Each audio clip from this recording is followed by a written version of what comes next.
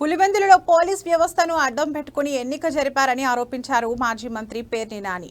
కూటమి ప్రభుత్వం ప్రజాస్వామ్యాన్ని అపహాస్యం చేసింది. తండ్రి కొడుకులు ప్రజాస్వామ్యాన్ని చెరబెట్టారని ఘాటు విమర్శలు చేశారు. కలెక్టర్ చెరుకూరి శ్రీధర్ ఎదుటే టీడీపీ కార్యకర్తలు దొంగ ఓట్లు వేశారు అంటూ ఆధారాలు చూపించారు. మాజీ మంత్రి పేర్ని నాని తాజాగా మీడియాతో మాట్లాడుతూ రాష్ట్రంలో పోలీసు వ్యవస్థను అడ్డం పెట్టుకుని ఎన్నిక జరపడం ఏంటి అని ప్రశ్నించారు.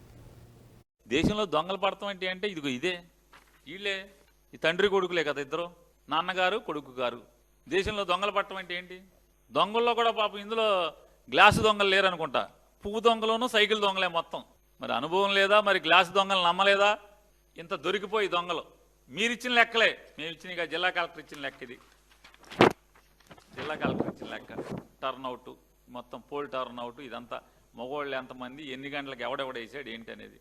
ఇది ఎవడిచ్చాడంటే మీరు రాలేదుగా, పోలింగ్ రాలేదుగా, మేము రానివ్వలేదుగా, మీకు ఎక్కడి నుంచి వచ్చిందంటే ఇచ్చేవాడు ఇస్తాడు.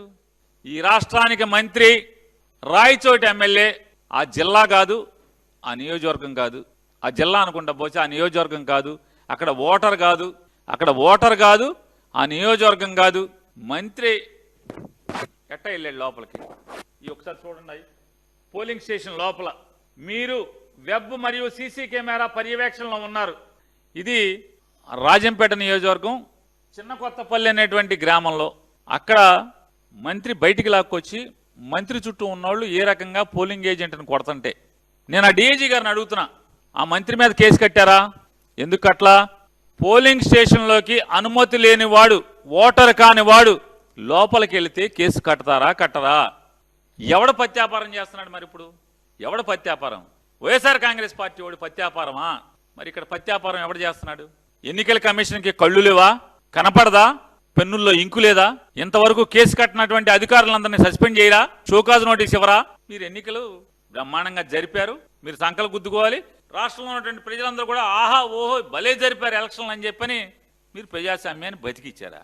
సిగ్గు వదిలేసిన అమ్మాయి ఏదో చేసిందంట, సిగ్గు శరమైన ఉందా అని అడుగుతున్నాను. ప్రజాస్వామ్యాన్ని ఈ రకంగా అపహాస్యం చేసి ఆ ఏజెంట్ని లాక్కెళ్తున్నారు, పోలింగ్ ఏజెంట్ని.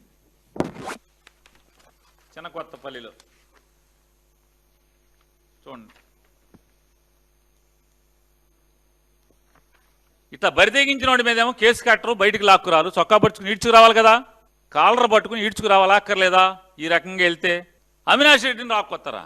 ఇంటో పడుకుంటే టౌన్లో మున్సిపాలిటీలో ఇంటో పడుకున్నవాడినేమో చొక్కా మామూలు చేతులు పట్టుకుని ఈడ్చుకెళ్తారా? ఓ పోలీస్ ఆయన అంటాడు, ఏయ్ రండిరా, నాకు చెయ్యి అందట్లేదు అవినాష్ది, లాగండి, తొయ్యండి, కింద నుంచి తొయ్యండి అంటాడు. మరి ఈయన లాగరు ఎవరు? ఈయన లాగటాకి ఇతను లాగటాకి ఎవరిని పిలవరా? ఇతన్ని ఆ చుట్టూ ఉన్న వాళ్ళని లాగటాకి అందరూ బయట ఊరోళ్లే కదా.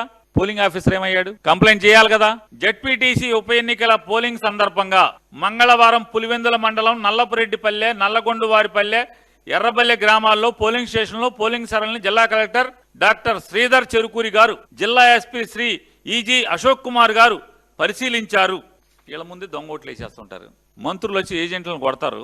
మరి అంత ధర్మబద్ధంగా జిల్లా కలెక్టర్ గారు ట్వీట్ చేసి